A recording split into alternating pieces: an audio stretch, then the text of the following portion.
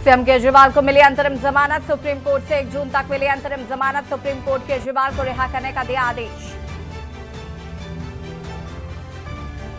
PM Modi की ताबड़तोड़ चुनाव प्रचार। तेलंगाना और ओडिशा में प्रचार पर पीएम मोदी। ओडिशा में पीएम मोदी करेंगे रोड शो।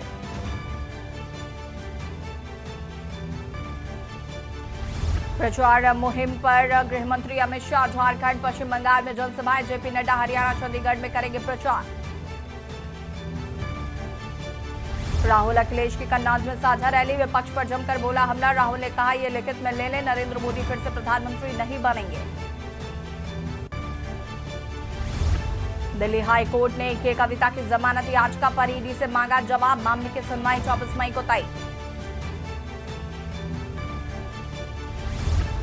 छत्तीसगढ़ महाराष्ट्र में 5 दिन तक बारिश का अलर्ट। एमपी में आज गिरेंगे ओले। राजस्थान में हीट वेव की चेतावनी। 44 डिग्री पहुंचा तापमान। आप देख रहे हैं के न्यूज, खबरों का सारथी। नमस्कार, देश की बात में आप सभी का स्वागत है। मैं हूं आपके साथ ऋषि शुक्ला। दिल्ली से खबर आपको बता देते हैं। केजरीवाल को मिली अंतरिम जमानत। आपको बता दें कि सुप्रीम कोर्ट से केजरीवाल को अंतरिम जमानत मिल गई है। 1 जून तक केजरीवाल को अंतरिम जमानत दी गई है। केजरीवाल को सुप्रीम कोर्ट से ये बड़ी राहत मिली। चुनाव प्रचार कर सकेंगे अरविंद केजरीवाल। आदेश की कॉपी मिलते ही जेल से रिहा होंगे अरविंद केजरीवाल। आपको बता दें कि 1 जून तक केजरीवाल को अंतरिम जमानत। केजरीवाल को सुप्रीम कोर्ट से मिली बड़ी राहत। प्रोनाउंस किया जा रहा था तब भी ईडी ने रिक्वेस्ट किया कि कोई रिस्ट्रिक्शन डाली जाए, लेकिन कोई रिस्ट्रिक्शन नहीं दी गई है और 2 जून को उन्हें 2 जून तक की ये मोहलत दी गई है इंटरिम बेल की। अब मैं इंग्लिश अंग्रेजी में बोलता हूँ। आज से लागू होगी। और अभी जितना ओरली बोला गया है, ओरली ऑर्डर में और कोई कंडीशन नहीं है, लेकिन हमें लिखित ऑर्डर देखना होगा कि और कोई कंडीशन है या नहीं है, पहली बात। दूसरी बात, इस ऑर्डर जब ये अपलोड हो जाएगा और अवेलेबल हो जाएगा, इसके बेसिस पे ट्रायल कोर्ट रिलीज का ऑर्डर पास करेगा। हम कोशिश करेंगे कि जल्द से जल्द आज ही हो जाए। वो हमारी कोशिश रहेगी कि अरविंद जी आज ही रिलीज हो जाए, वो जल्द से जल्द रिलीज हो जाए और आज ही रिलीज हो जाए। और आम आदमी पार्टी की प्रेस कॉन्फ्रेंस हो रही है, सीधे चलते हैं। दिल्ली के मुख्यमंत्री अरविंद केजरीवाल को अंतरिम बेल दे करके एक उजाले की रोशनी जलाई है। आज पूरी दिल्ली ही नहीं, पूरा देश खुश है। इस बात से प्रफुल्लित है कि इन विपरीत परिस्थितियों में भी भारत के अंदर हमारे स्वतंत्रता संग्राम सेनानियों के कुर्बानी के दम पर जो संविधान मिला, लोकतंत्र के जो अलग अलग स्तंभ बने, आज भी इस तानाशाही के अंधकार युग में भी अपनी भूमिका को निभाए हैं। इसके लिए तहे दिल से बहुत बहुत शुक्रिया। ये सत्य की जीत हुई है, क्योंकि जिस तरह से बिना किसी सबूत के, बिना किसी एफआईआर के, जिस तरह से अचानक उठा करके मुख्यमंत्री जी को जेल में डाला गया, आज सुप्रीम कोर्ट के अंतरिम बेल मिलने से एक बात साबित हुई है कि आज सत्य की जीत हुई है और लोगों में एक उम्मीद की किरण बंधी है। मैं पूरे दिल्ली के लोगों से, देश के लोगों से एक ही बात कहना चाहता हूं कि जो इस देश के अंदर हम सब ने मिलकर के लोकतांत्रिक तरीके से, संवैधानिक तरीके से, वोट की ताकत से इस देश से तानाशाही को खत्म करने का, संविधान को बचाने का, लोकतंत्र को बचाने का जो अभियान चलाया है, अरविंद केजरीवाल जी के बाहर आने से ये और मजबूत होगा। पूरा देश मिलकर के इस लड़ाई को लड़ेगा और इस देश के अंदर लोकतंत्र को और संविधान को बचा करके इस देश को और मजबूत करेगा। तो मैं पुनः सभी लोगों को बधाई भी देना चाहता हूं और खास तौर से सुप्रीम कोर्ट का धन्यवाद करना चाहता हूं। मैं चाहूंगा कि आतिशी जी।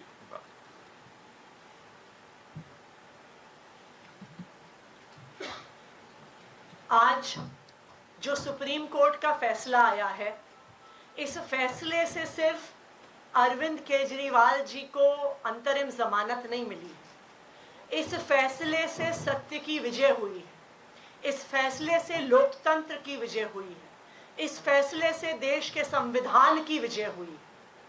हमारे देश के इतिहास में जब जब संविधान खतरे में आया है, जब जब लोकतंत्र खतरे में आया है, तो हमारे देश में सुप्रीम कोर्ट सामने आया है और लोकतंत्र की रक्षा करने में सुप्रीम कोर्ट ने एक बहुत बड़ी भूमिका निभाई है। आज भी अरविंद केजरीवाल जी को अंतरिम जमानत देकर, अरविंद केजरीवाल जी को चुनाव में प्रचार में आने के लिए जमानत जो सुप्रीम कोर्ट ने दी है, इस फैसले से लोकतंत्र की रक्षा होगी, क्योंकि इस देश में लोकतंत्र हमारे देश का सबसे बड़ा सिद्धांत है।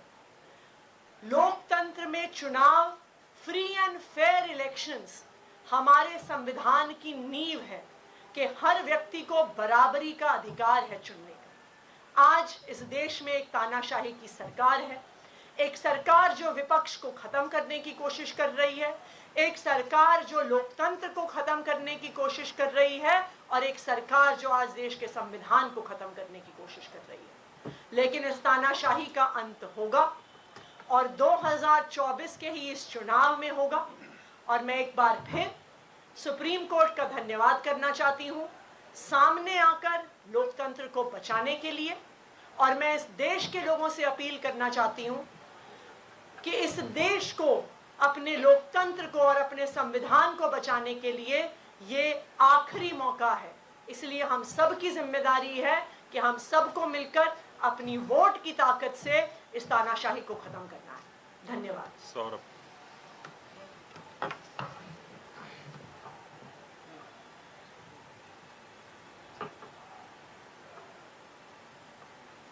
ये पीएमएलए जैसे मामले में, जिसमें केंद्र की पूरी सरकार, उनकी पूरी आर्टिलरी, पूरी मशीनरी एक मुख्यमंत्री को जेल में रखना चाह रही थी, और ऐसे मामलों में जहां पे महीनों महीनों बिना सबूतों के लोगों को जेल में रखा गया, उनकी इंटरिम बेल 40 दिन में होना, मुझे लगता है कि कोई चमत्कार से बड़ा ही कुछ है। और ये सुप्रीम कोर्ट के माध्यम से, मेरा मानना है, ऊपर वाले का एक इशारा है, ऊपर ईश्वर का इशारा है कि जो भारत में चल रहा है उसमें बदलाव आना जरूरी है। और मेरा मन कहता है कि ये अपने भक्त अरविंद केजरीवाल जी के लिए बजरंग बली हनुमान जी का आशीर्वाद है कि एक चमत्कार की तरह आज वो जेल से बाहर आएंगे। और मुझे लगता है कि इसका बड़ा मकसद है, ये कोई साधारण बात नहीं है, ये बहुत असाधारण बात है जो हो रही है। और एक बड़े मकसद के लिए अरविंद केजरीवाल जी जेल से बाहर आ रहे हैं, और आपको कुछ दिनों के अंदर दिखेगा कि देश के अंदर अब बड़े बदलाव इनकी रिहाई के साथ दिखने लगेंगे। बहुत बहुत धन्यवाद।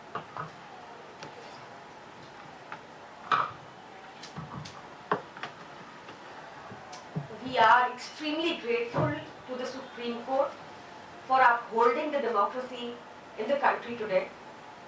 ये जैसा सौरभ भाई ने मुझसे पहले बताया, जैसा आतिशी जी ने मुझसे पहले बताया, जैसा गोपाल सर ने मुझसे पहले बताया, बहुत ही एक्स्ट्रॉर्डनरी सर्कमस्टांसेस में ये बेल ग्रांट हुई है, इंटरिम बेल ग्रांट हुई है। पीएमएलए जैसे संगीन प्रोविजन जहाँ लगे थे, जिसका मकसद ही सिर्फ बयानबाजी के आधार पर, भाजपाइयों की बयानबाजी के आधार पर अरविंद केजरीवाल जी को जेल में डाल के रखना था, लोकसभा चुनाव से बाहर रखना था।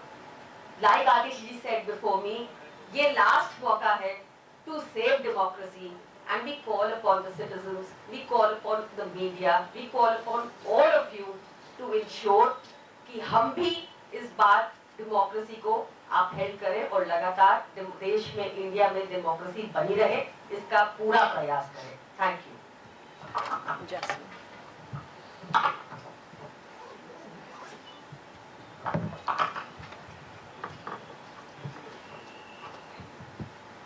जिस पल का इंतजार देश के करोड़ों लोगों को था, न केवल आम आदमी पार्टी के लाखों करोड़ों कार्यकर्ता, लेकिन देश का जन जन जिस पल के लिए इंतजार कर रहा था कि कब अरविंद केजरीवाल जी, जिन्होंने इस देश को एक ईमानदार राजनीति खड़ा करके दिखाया है, वो जेल से कब रिहा होंगे, वो पल आज आ गया है।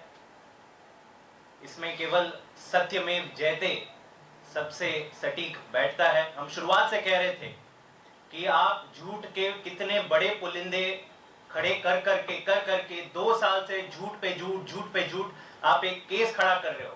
देश के इतिहास में ऐसा कभी नहीं हुआ, इतना बड़ा राजनीतिक षड्यंत्र। एक नई पार्टी जिसको भाजपा खुद कहती है सुपारी जितनी पार्टी, लेकिन देश की सभी संस्थाएं, सीबीआई, ईडी, आईटी, सब कुछ आम आदमी पार्टी के पीछे आपने छोड़ दिया। और ये भी देखने को पहली बार मिला देश में कि चुनाव घोषित होने के बाद एक नेशनल पार्टी के मुखिया को, कन्वीनर को आपने कैसे जेल के अंदर डाल डाला। और भाजपा लगातार कहती है कि नहीं जी, कानून व्यवस्था पर विश्वास रखिए।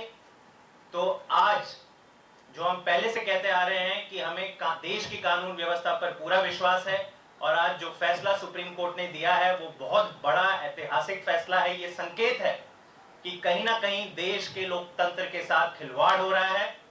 और अब जितना समय ये 2024 के चुनाव में रह गए हैं, मुझे लगता है सही मायने में आज से 2024 का लोकसभा चुनाव शुरू होगा। और देश की जनता, जहां आम आदमी पार्टी भी नहीं खड़ी रह रही है, लेकिन इंडिया गठबंधन का प्रत्याशी खड़ा हो रहा है, देश की जनता अब जाग जाएगी और इंडिया गठबंधन को विजयी बनाएगी। बहुत बहुत धन्यवाद। Thank you.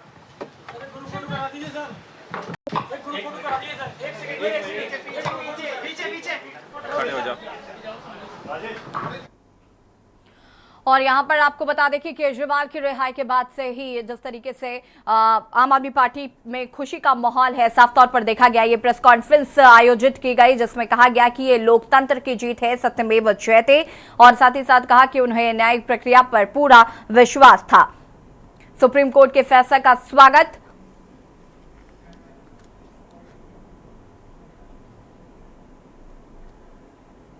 और बता दें कि अरविंद केजरीवाल को अंतरिम जमानत 1 जून तक के लिए दे दी गई है, जिसके बाद आम आदमी पार्टी ने प्रेस कॉन्फ्रेंस की। साथ ही साथ उन्होंने कहा कि सत्यमेव जयते, देश के लोकतंत्र को बचाने के लिए सुप्रीम कोर्ट ने जो फैसला लिया है उसका वो स्वागत करते हैं। पीएम मोदी का आज ताबड़तोड़ चुनाव प्रचार। बड़ी खबर आपको बता रहे हैं, 3:15 बजे तेलंगाना के महबूब नगर में होगी जनसभा। शाम 5:30 बजे हैदराबाद में जनसभा को करेंगे संबोधित। चुनावी जनसभा को संबोधित करेंगे प्रधानमंत्री। रात 8:30 बजे ओडिशा में पीएम मोदी का रोड शो होगा। ओडिशा की राजधानी भुवनेश्वर में करेंगे road show.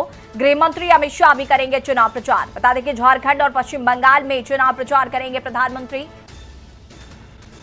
JP Nadda Haryana, Chandigarh में करेंगे प्रचार। मल्लिकार्जुन खड़गे तेलंगाना, आंध्र प्रदेश में करेंगे प्रचार प्रसार। लोकसभा चुनाव के लिए सभी राजनीतिक दल ताबड़तोड़ रैलियां कर रहे हैं। इसी कड़ी में प्रधानमंत्री नरेंद्र मोदी के आज ताबड़तोड़ जनसभाएं, साथ ही साथ विपक्ष के नेताओं की भी जनसभाएं हैं।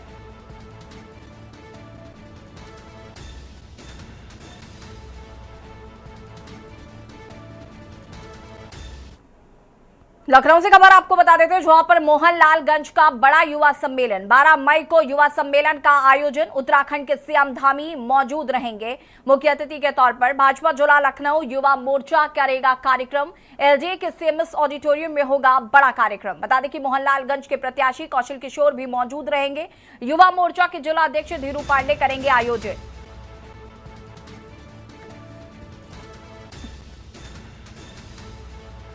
बारह मई को युवा सम्मेलन का आयोजन।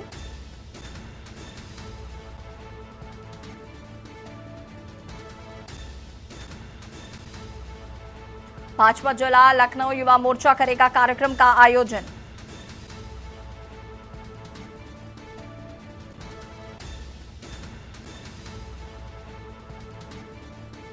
मोहनलालगंज में एक बड़ा कार्यक्रम आयोजित किया जाएगा। युवा मोर्चा के लिए बड़ा कार्यक्रम, मोहनलालगंज का बड़ा युवा सम्मेलन।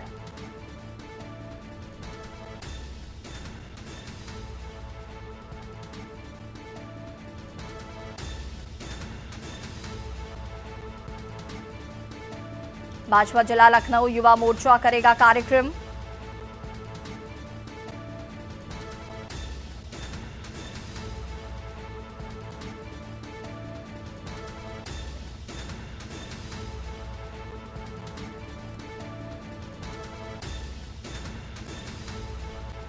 युवा मोर्चा के जिलाध्यक्ष धीरू पांडे करेंगे आयोजन।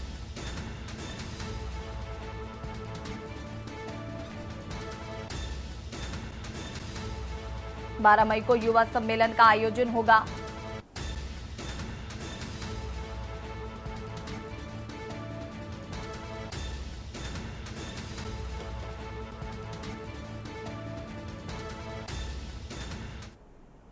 और यहाँ रुकेंगे छोटे से ब्रेक के लिए, जो हाजिर होते हैं। ब्रेक के बाद एक बार फिर से आप सभी का स्वागत है। राजधानी लखनऊ में स्थित सीएमएस स्कूल लगातार बेहतर शिक्षा और बेहतर वातावरण देकर हजारों बच्चों के भविष्य को संवारने का काम कर रहा है। बच्चों को बेहतर शिक्षा देने वाले उन तमाम टीचर्स का आज सीएमएस स्कूल में सम्मान समारोह आयोजित किया गया। कार्यक्रम का आयोजन सीएमएस गोमती नगर विस्तार द्वितीय कैंपस में हुआ।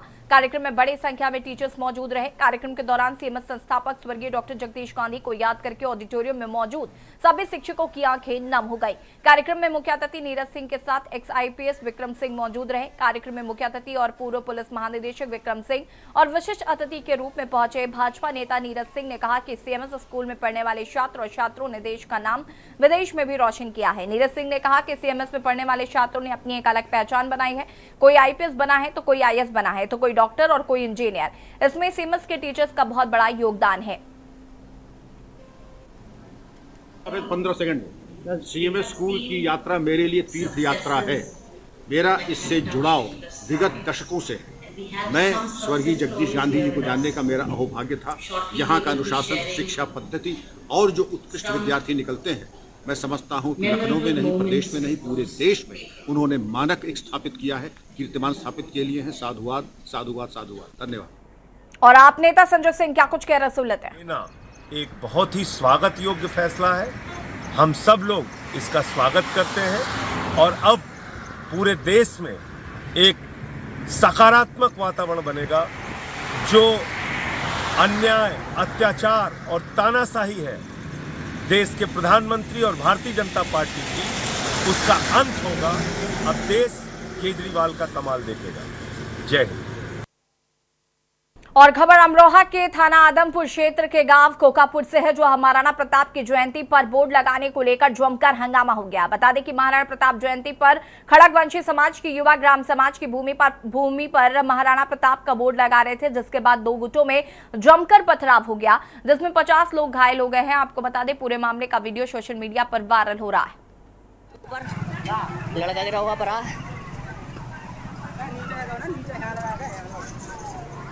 लड़का गिरा हुआ पड़ा, पुलिस वाले ले जा रहे हैं उठा कर। इन लेडीजों ने लड़के पर दे बरसा है। ये है महाराणा प्रताप के बोर्ड के ऊपर लड़का गिरा हुआ पड़ा। महाराजगंज जनपद से सटे भारत नेपाल सीमा के ठोठीबारी से पुलिस और फ्लाइंग स्क्वाड की टीम ने एक युवक को बीती देर रात चेकिंग के दौरान पकड़ लिया है। युवक के पास से 21 लाख रुपए नेपाली करेंसी बरामद की गई है। बरामद 21 लाख रुपए के विषय में युवक कोई वैध जानकारी नहीं दे पाया। उसके बाद फ्लाइंग स्क्वाड की टीम ने ठोठीबारी पुलिस को लिखित कार्रवाई करते हुए पैसे को जब्त कर लिया।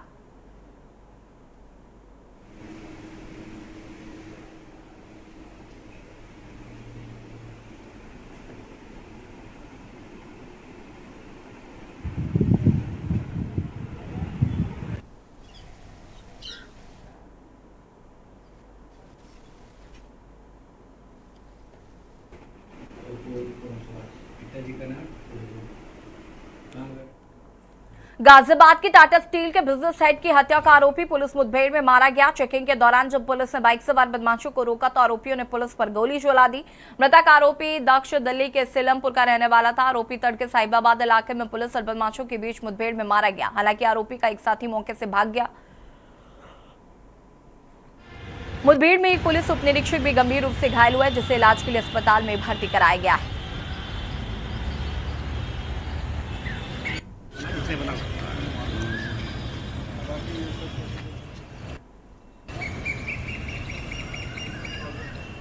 आज दिनांक 10 मई 2024 को थाना साहिबाबाद क्षेत्र अंतर्गत अर्थला क्षेत्र में पुलिस और 2 बाइक सवार बदमाशों में मुठभेड़ की सूचना प्राप्त हुई। इस मुठभेड़ में एक अभियुक्त और एक सब इंस्पेक्टर गंभीर रूप से घायल हुए। उन्हें उपचार हेतु तुरंत ही अस्पताल में भर्ती किया गया। एक बाइक सवार अभियुक्त मौके का और अंधेरे का फ़ायदा उठा के फरार हो गया। उपचार हेतु दाखिल अभियुक्त की उपचार के दौरान मृत्यु हो गई। उसके बारे में अधिक जानकारी करने के बाद उसका नाम अक्की उर्फ दक्ष, जो कि दिल्ली के सीलमपुर एरिया का रहने वाला है, यह प्राप्त हुआ। सीधे आपको रिझोलते हैं कानपुर, जहां पर आपको बता दें कि सपा सुप्रीमो अखिलेश यादव कानपुर पहुंचे हुए हैं। यहां पर गठबंधन की साझा जिस तरीके से जनसभा को संबोधित किया जा रहा है, राहुल गांधी भी मौके पर मौजूद हैं। आलोक मिश्रा के समर्थन में वोट अपील कर रहे हैं। ये गवर्नमेंट इंटर कॉलेज कार्यक्रम हो रहा है। ये गवर्नमेंट इंटर कॉलेज कार्यक्रम हो रहा है। यहीं पर तय हो जाएगा ये गवर्नमेंट इसके बाद पलट जाएगी। यही इंटर कॉलेज के मैदान से ऐलान हो रहा है कि गवर्नमेंट बदलने वाली है। और जिन लोगों ने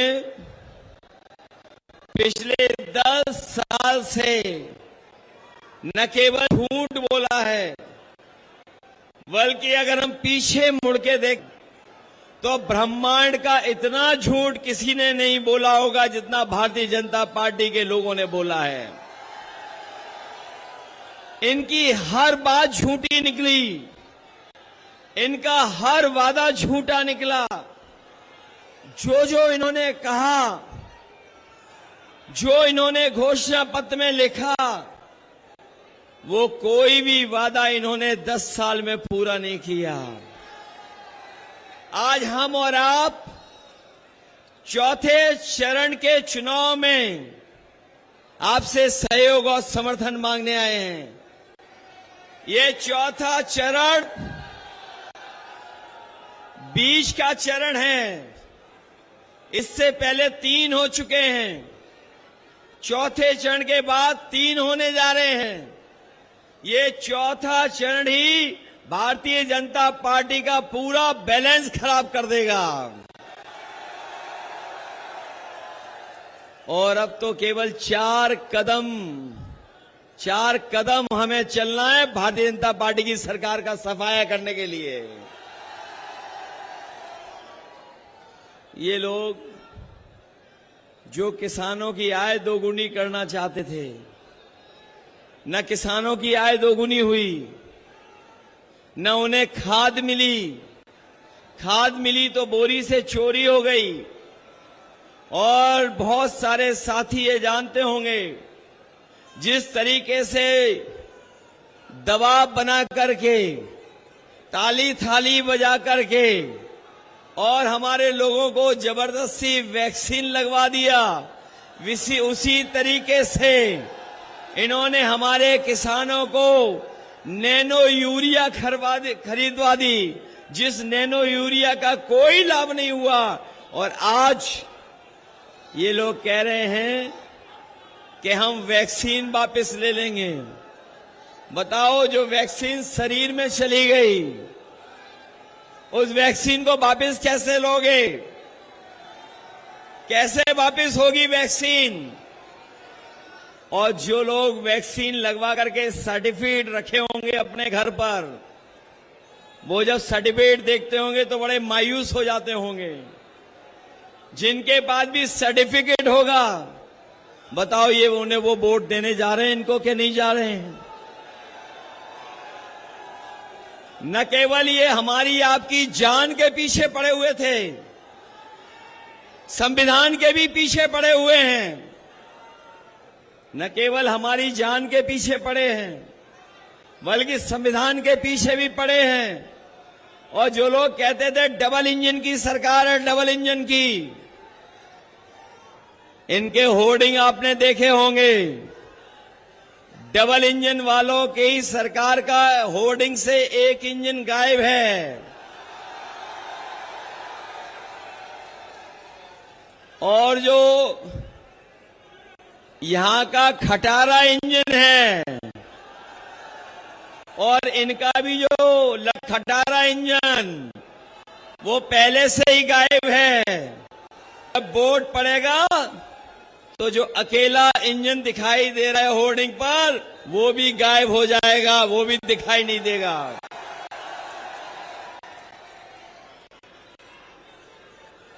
बंटवारे झगड़ा हुआ, कभी कभी बंटवारे में झगड़ा होने से नाराजगी हो जाती है। कुछ लोगों के हो सकता है बंटवारे में, एक दूसरे के बंटवारे में सही बंटवारा ना हुआ हो, इसीलिए नाराजगी दिखाई दे रही है। और अब तो वो अपने लोगों को ही बुरा भला कहने लगे हैं। जो लोग अपने लोगों को ही बुरा भला कहने लगे होंगे, तो सोचो जब 7 चरणों का चुनाव खत्म होगा तो क्या होगा। और वो जानते हैं कि जनता का गुस्सा 7वें आसन पर है, 7वें चरण तक इनका सफाया होना तय है। ये जो नौजवान हमारा बिना नौकरी बिना रोजगार, इसका भविष्य अंधकार में है। कमाल की सरकार है उत्तर प्रदेश की, जिस सरकार का हर पेपर लीक हो जा रहा है। ये नौजवान जो परीक्षा देने गए होंगे वो जानते होंगे, जब परीक्षा दी घर लौटे तो उनका पेपर लीक हो गया। बताओ पेपर लीक हुए कि नहीं हुए? ये कैसी सरकार है जो अपना लीकेज नहीं रोक पा रही है।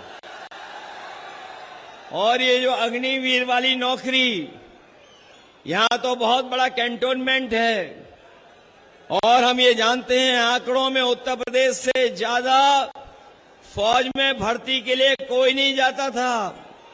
इन्होंने फौज भर्ती को कम कर दिया, न केवल कम कर दिया बल्कि अग्निवीर नौकरी भी 4 साल की कर दी।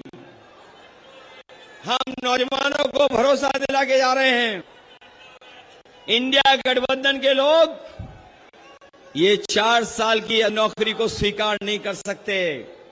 सरकार बनेगी तो वीर वाली व्यवस्था हमेशा हमेशा के लिए खत्म हो जाएगी।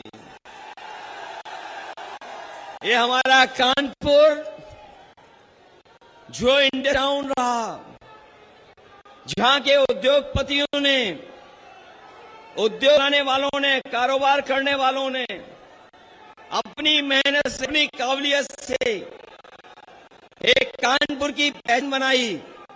जो सरकार को मदद करनी चाहिए वो सरकार ने मदद नहीं की। चाहे वो एमएस हो, चाहे बड़े उद्योग कारखाने हों, उनके साथ भी करने का काम भारतीय जनता पार्टी की सरकार में हुआ है। एक समय था यहाँ पर मिलें चला करती थी, मिलें चल करके न जाने कितने लोगों का रोजगार और नौकरी और घर चलता था। लेकिन इस सरकार ने कोई कदम नहीं उठाया, न केवल मिलों को भी नहीं शुरू किया। सुनने में आ रहा है कि ये लोग लेबर कॉलोनियों को भी हड़पना चाहते हैं। लेबर कॉलोनियों को हड़प करके न जाने कौन नई चीज बनाना चाहते हैं। हम समाजवादी लोग कभी इन बातों को स्वीकार नहीं कर सकते हैं। ये कानपुर के लोग जानते होंगे, आज जो बिजली आ रही है वो समाजवादियों की देन है।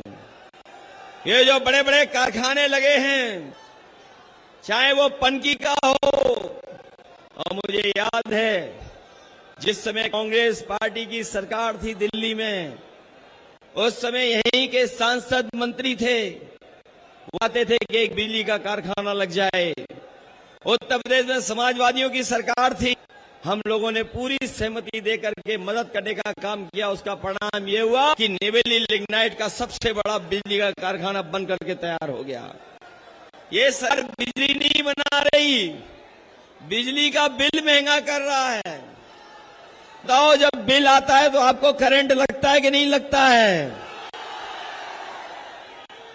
और इनकी सरकार में लीकेज के साथ साथ मीटर की भी रफ्तार बढ़ गई है। ये जो मेट्रो चल रही है ये समाजवादियों की देन है। समाजवादियों की देन है। इस कानपुर को हम लोग कामपुर बनाना चाहते हैं। काम ज्यादा हो लोगों के पास। कानपुर का तो अपना पहचान है ही है, लेकिन यहाँ के लोगों को काम मिले, कामपुर बन जाए, उस दिशा में हम लोग काम करेंगे। हम अपनी तरफ से अपने सभी संगठन के साथियों से और अपनी पार्टी के सभी नेताओं से और संगठन के पदाधिकारियों से, एक एक साथी से हम निवेदन करने आए हैं। जहां हमारे एक प्रत्याशी राजा रामपाल जी लड़ रहे हैं, दूसरे आलोक मिश्रा जी लड़ रहे हैं, इन दोनों की मदद करना और आज के बाद अपने बूथ पर तैयारी करना है। बताओ, अपने बूथों पे तैयारी करोगे? अगर शासन और प्रशासन रुकावट पैदा करे तो घबरा तो नहीं जाओगे आप लोग? ये कानपुर वाले हैं, इन्हें सस्ता पता है बूथ पर कैसे जाया जाता है। बूथ पर पहुंचोगे अपना वोट डालने। आज के बाद घर घर जाकर के हमारी अपील, हमारा निवेदन करोगे सबसे। ये केवल चुनाव हमारे आपके भविष्य का तो है ही है, लेकिन ये चुनाव हमारी आने वाली पीढ़ी के भविष्य का भी है। ये चुनाव संविधान बचाने का है।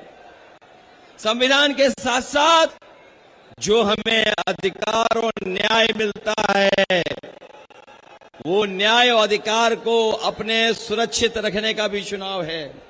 इसलिए इंडिया गठबंधन समाजवादी पार्टी और कांग्रेस के प्रत्याशियों को ऐतिहासिक वोटों से जिता देना, यही निवेदन, यही अपील मैं आपसे करने हूं। मुझे पूरा भरोसा है कि कानपुर वाले इस बार रिकॉर्ड मतों से आलोक मिश्रा जी को जिताएंगे।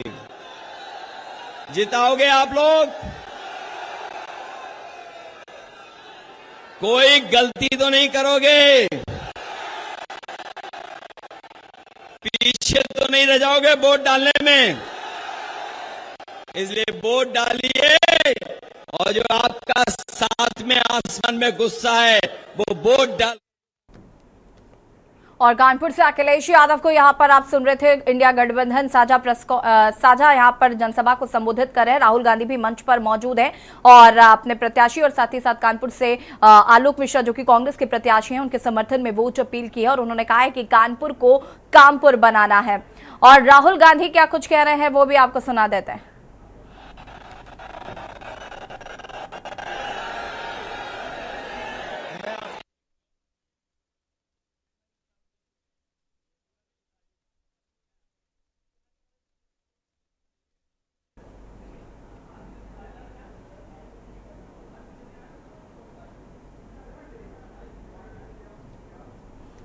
कानपुर से आपको ये सीधी तस्वीरें दिखा रहे थे जहां पर राहुल गांधी और अखिलेश यादव आज जनसभा को संबोधित कर रहे हैं। यहां पर साझा जनसभा को संबोधित किया जा रहा है। बढ़ेंगे खबरों की ओर। उत्तराखंड एसटीएफ ने चारधाम यात्रा के लिए हेलीकॉप्टर और होटल बुकिंग के नाम पर लोगों से फर्जीवाड़ा कर रही 16 फर्जी वेबसाइट को एसटीएफ ने बंद कराया है। एसएसपी एसटीएफ आयुष अग्रवाल ने बताया कि साइबर फ्रॉड लगातार बढ़ रहा है। चारधाम यात्रा के दौरान बड़ी संख्या में साइबर अपराधी हेली सेवा और होटल बुकिंग के नाम पर फर्जी वेबसाइट बनाकर लोगों से ठगी कर रहे हैं। ऐसी सूचना मिलने पर एसटीएफ ने अब तक 16 फर्जी वेबसाइट बंद कर दी है। उन्होंने लोगों से केदारनाथ के लिए हेली सेवा बुकिंग कराने के लिए अधिकृत IRCTC की वेबसाइट से ही बुकिंग कराने की अपील की है।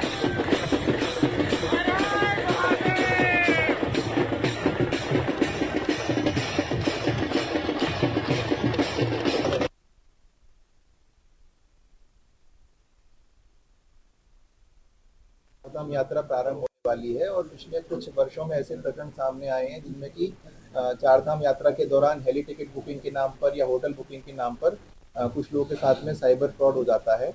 इस बार भी कुछ शिकायतें इस प्रकार की प्राप्त हुई थी, तो उस पर कार्रवाई करते हुए अभी तक हमारे द्वारा 16 वेबसाइट ऐसी बंद कराई गई लोगों को देने का क्लेम कर रही थी।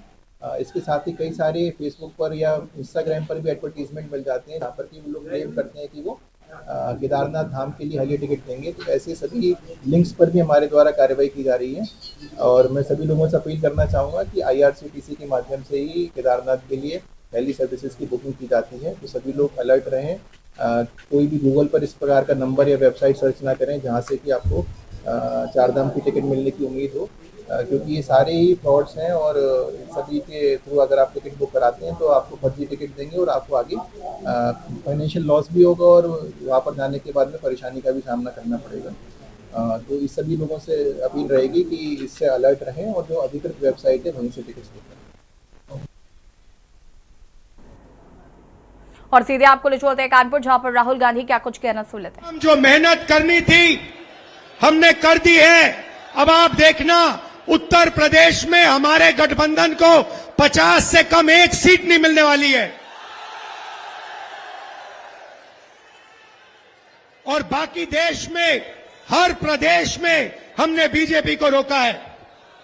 ये जो मीडिया वाले हैं अदानी के हैं, ये सच्चाई नहीं बोलेंगे।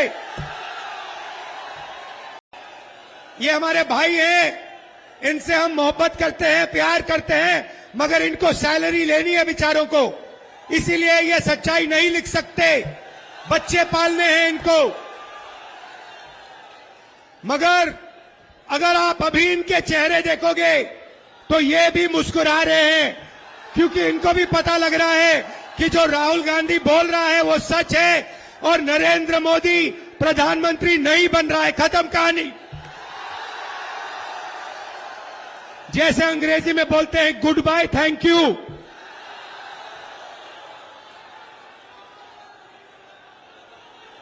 ये सच्चाई है। अब कानपुर की जनता, आप देखो आपके साथ इन्होंने क्या किया।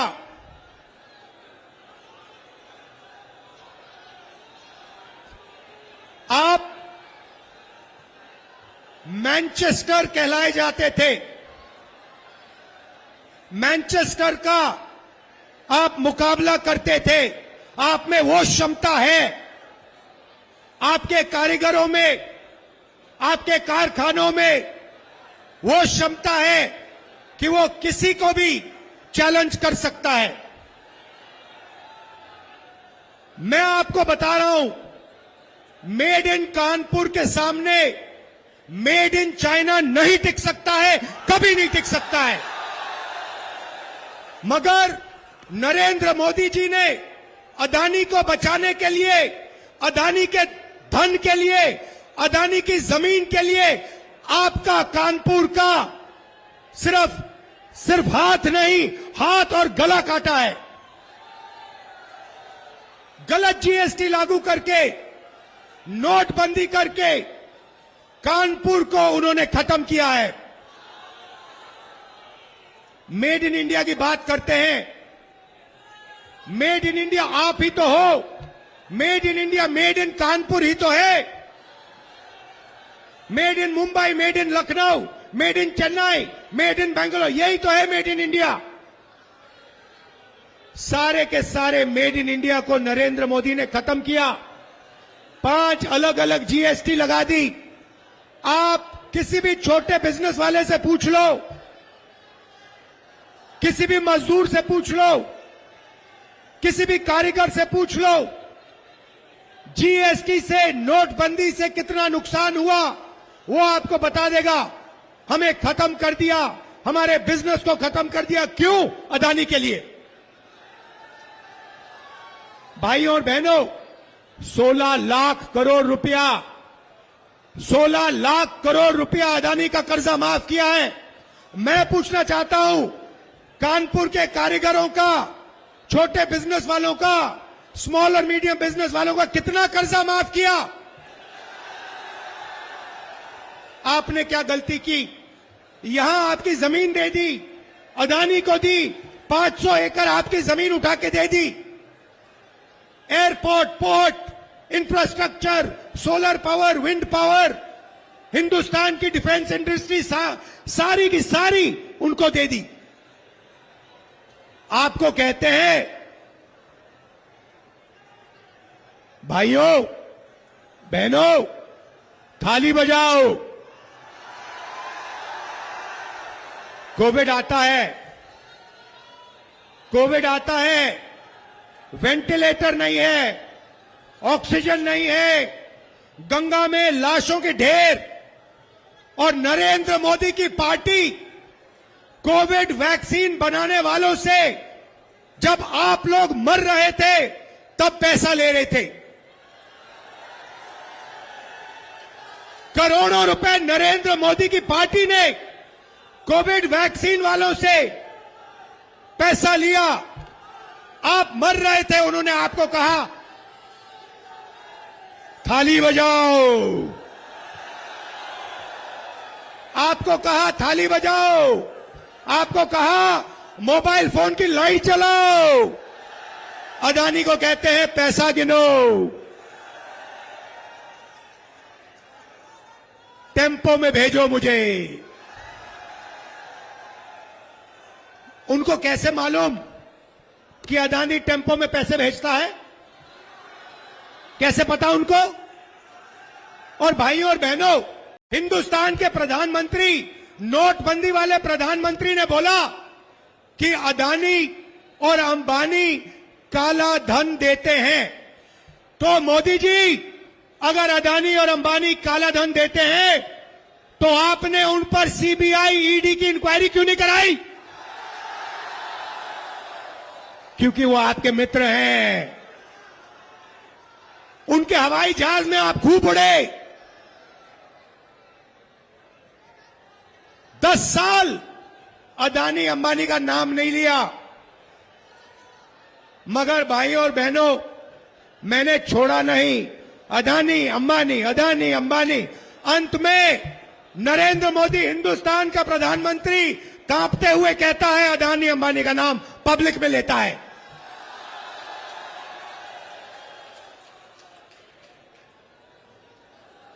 अदानी और अंबानी का नाम जिस दिन प्रधानमंत्री ने ऐसे स्टेट से ले ली, उस दिन हिंदुस्तान के प्रधानमंत्री ने हार मान ली।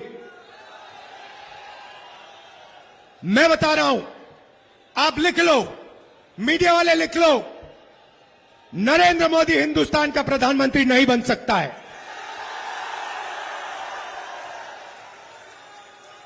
अब भैया 2-3 चीजें आपको कहनी है। नरेंद्र मोदी ने अरबपति बनाए, हमें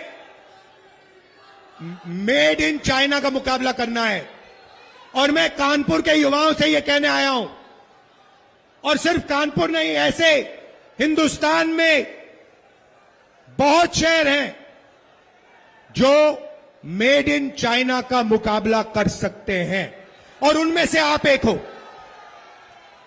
भाइयों और बहनों, जब तक हमने जो नरेंद्र मोदी वाली हथकड़ियां हैं, जब तक उन हथकड़ियों को हमने नहीं तोड़ा, तब तक मेड इन कानपुर नहीं बन सकता है। मैं आपको प्लान देने आया हूं। पहला कदम, ये जो गलत जीएसटी लगा रखी है, अदानी वाली जीएसटी, 5 अलग अलग टैक्स, छोटे बिजनेस वालों पर टैक्स, किसानों पर टैक्स, गरीबों पर टैक्स, इस जीएसटी को हम बदलने जा रहे हैं। एक टैक्स होगा, कम से कम टैक्स होगा, और अदानी और अंबानी के फायदे वाला टैक्स नहीं होगा। छोटे बिजनेस वालों के फायदे का टैक्स होगा, किसानों मजदूरों के फायदे का टैक्स होगा। दूसरी बात, बैंक के दरवाजे कानपुर के कारीगरों के लिए, छोटे व्यापारियों के लिए नरेंद्र मोदी ने बंद किए, अदानी के लिए, अंबानी के लिए खोले। हमारी सरकार आएगी तो ये जैसे जो लाल कालीन है ना, बैंक में वैसी लाल कालीन लगेगी कानपुर के छोटे बिजनेस वालों के लिए। अभी आपको कहते हैं, जब आप जाते हो बैंक लोन के लिए, आपको कहते हैं गेट आउट। हमारी सरकार आएगी, लाल कालीन लगेगी, सलूट मारेंगे, कहेंगे भैया आप कितना पैसा चाहते हो, कितना बैंक लोन चाहते हो? मेड इन कानपुर बनाना है, मेड इन इंडिया बनाना है, आप बताइए। मेड इन कानपुर के बिना मेड इन चाइना का मुकाबला नहीं हो सकता, मैं बता रहा हूं। और हिंदुस्तान को मेड इन चाइना का मुकाबला करना है। मेरा सपना है कि ऐसे मोबाइल फोन पे चाइना में एक युवा ऐसे मोबाइल फोन को देखे और उस मोबाइल फोन के पीछे देखे और उस पे लिखा हो मेड इन कानपुर, और फिर वो कहे कि भाई ये कानपुर जगह कहां है, और फिर यहां आकर कानपुर में टूरिस्ट बनकर कानपुर के युवाओं को टूरिज्म का पैसा दे। आज क्या हो रहा है भाई और बहनों? ये चाइना का फोन है। नरेंद्र मोदी ने चाइना की मदद की, चाइना के फोन बनाए। अदानी फायदा लेता है, अंबानी फायदा लेता है, चाइना की कंपनियां फायदा लेती हैं। आप लोगों का नुकसान होता है, कानपुर के युवाओं का नुकसान होता है। हम इस बात को बदलना चाहते हैं। हम चाहते हैं कि मेड इन इंडिया हो, हिंदुस्तान के युवाओं को फायदा हो, हमारा माल चाइना के युवा खरीदे। ये बदलाव हम चाहते हैं, और ये बदलाव ये नरेंद्र मोदी नहीं कर सकता, बीजेपी नहीं कर सकती।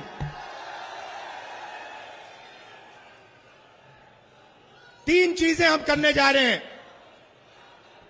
यहां महिलाएं आई हैं,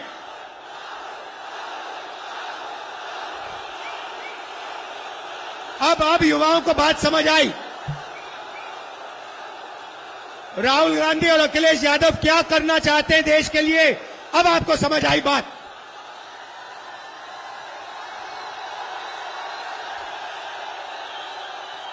मोदी गया,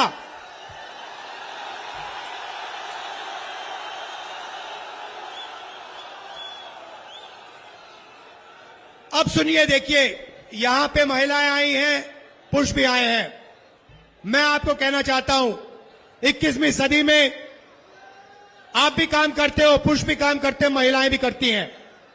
आप भी मजदूरी करते हो, महिलाएं भी करती हैं। आप भी खेतों में काम करते हो, महिलाएं भी करती हैं। आप भी जॉब करते हो, महिलाएं भी करती हैं। मगर जॉब करने के बाद जो हमारी माताएं बहनें हैं, वो घर में 8 घंटा एक्स्ट्रा काम करती हैं। अब आपने ताली नहीं बजाई। वो अगर आप 8 घंटा काम करते हो, वो 16 करती हैं। अगर आप 10 करते हो, वो 20 करती हैं, और वो देश के भविष्य की रक्षा करती हैं। इसीलिए हम महालक्ष्मी योजना ला रहे हैं। वो 22 अरबपति बनाए, हम करोड़ों लाखपति बनाने जा रहे हैं।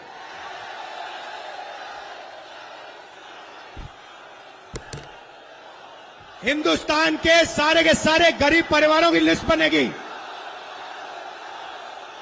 हर परिवार में से एक महिला का नाम चुना जाएगा। उस महिला के बैंक अकाउंट में 10,000 नहीं, 20 नहीं, 30 नहीं, 40 नहीं, 50, 60, 70, 80, 90,000 नहीं, 1 लाख रुपए बैंक अकाउंट में जाएगा।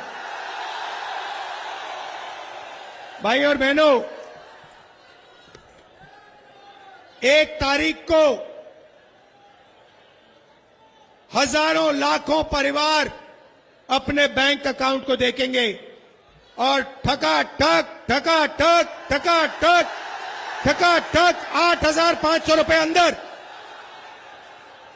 ये क्या समझ रखा है नरेंद्र मोदी ने कि यही पैसा बांट सकता है, ये अदानी को दे सकता है, ये अंबानी को दे सकता है, तो हम हिंदुस्तान के गरीब लोगों को दे सकते हैं। मीडिया वाले कहते हैं देखो मनरेगा दिया, मीडिया में सारे के सारों ने कहा देखो ये गरीबों को बिगाड़ रहे हैं। हमने कर्जा माफी की किसानों की, कहते हैं देखो किसानों को बिगाड़ रहे हैं। अदानी का कर्जा माफ होता है, मीडिया वाले कहते हैं देखो देखो विकास हो रहा है। अंबानी को जमीन मिलती है किसानों की 1000 एकड़ 2000 एकड़, कहते हैं देखो देखो विकास हो रहा है। अब आपको जो कहना है कह लो, हमें कोई फर्क नहीं पड़ता। मोदी जी की जितनी फोटो दिखानी दिखा दो, दिन भर चलाओ।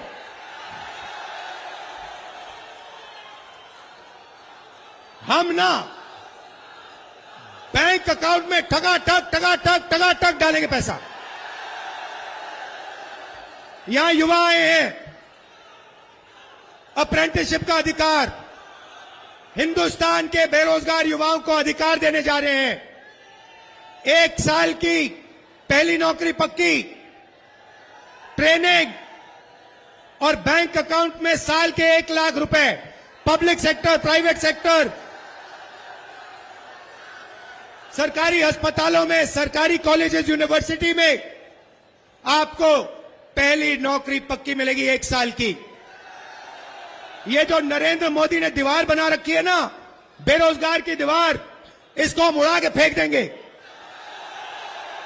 आपसे कहते हैं भाइयों और बहनों, अदानी से कहते हैं, अदानी जी क्या चाहिए आपको? आपको जमीन चाहिए, आपको हिंदुस्तान की रेलवे चाहिए, आपको एयरपोर्ट चाहिए, आपको आर्मी चाहिए, आपको अग्निवीर चाहिए, लो। और आपको कहते भैया पकौड़ा बनाओ, आपको कहते पकौड़ा बनाओ, आपको कहते हैं भाइयों और बहनों नाले में से गैस निकालो, खाना पकाओ। अदानी से कहते हैं जो चाहिए ले लो। इनका काम आपके ध्यान को भटकाने का है। राम मंदिर का इनॉग्रेशन किया। मैं आपसे पूछना चाहता हूं, राम मंदिर में आपने अमिताभ बच्चन ये सब देखे ना? देखे? हिंदुस्तान की क्रिकेट टीम देखी, अदानी देखा, अंबानी देखा, बिरला, टाटा सब देखे? किसान देखा? मजदूर देखा? बेरोजगार युवाओं की लाइन देखी? और कानपुर से ये सीधी तस्वीरें आपको दिखा रहे थे जहां पर राहुल गांधी चुनावी जनसभा को संबोधित करते नजर आए। और सीधे आपको ले चलते हैं बहराइच, जहां पर उत्तर प्रदेश के मुख्यमंत्री योगी आदित्यनाथ क्या कुछ कह रहे हैं, सुन लेते हैं। सीमाएं सुरक्षित हुई है, आतंकवाद और नक्सलवाद पूरी तरह समाप्त हुआ है, और अब तो आतंकवाद और नक्सलवाद की स्थिति यह है कि बहनों और भाइयों, कहीं पटाखा भी जोर से फट जाए ना तो पाकिस्तान सबसे पहले सफाई देता है कि मेरा हाथ नहीं है। उसको ये भय है कि अगर समय रहते सफाई नहीं दिया तो कहीं एयर स्ट्राइक और सर्जिकल स्ट्राइक ना हो जाए और फिर उसको लेने के देने ना पड़ जाए। बहनों और भाइयों, विकास के बड़े बड़े कार्य, हाईवे बन रहे हैं, रेलवे के काम हो रहे हैं, एक्सप्रेसवे बनने जा रहे हैं, बन रहे हैं। और यही नहीं, आज AIIMS, IIT, IIM, triple IT, NIT, world class university और 1 डिस्ट्रिक्ट 1 मेडिकल कॉलेज का निर्माण भी हो रहा है। याद करिए, यह कमिश्नरी विश्वविद्यालय नेता बाबा पाटेश्वरी के नाम पर हम लोग एक विश्वविद्यालय इस कमिश्नरी को दे चुके हैं, और महाराज सोहेलदेव के नाम पर मेडिकल कॉलेज का निर्माण बहराइच में करा चुके हैं। बहनों और भाइयों, कांग्रेस के समय क्या होता था, समाजवादी पार्टी के समय क्या होता था, उसका उदाहरण देखना है तो उसका सबसे बड़ा उदाहरण है सरयू नहर राष्ट्रीय परियोजना। सरयू नहर राष्ट्रीय परियोजना 1972 में योजना आयोग ने इसकी सहमति दी थी। 6 वर्ष फिर बस्ते में पड़ी रही। 78 में जनता पार्टी की सरकार के समय कार्य प्रारंभ हुआ, और बहनों और भाइयों 41 साल हो गए, 43 साल हो गए, कार्य पूरा नहीं हो पाया। 2017 में जब हमारी सरकार आई और बहराइच से आप यहाँ पर मुख्यमंत्री योगी आदित्यनाथ को सुन रहे थे, जिन्होंने विपक्ष पर जमकर निशाना साधा है। देश की बात में फिलहाल इतना ही। देखते रहिए के न्यूज़ इंडिया। नमस्कार।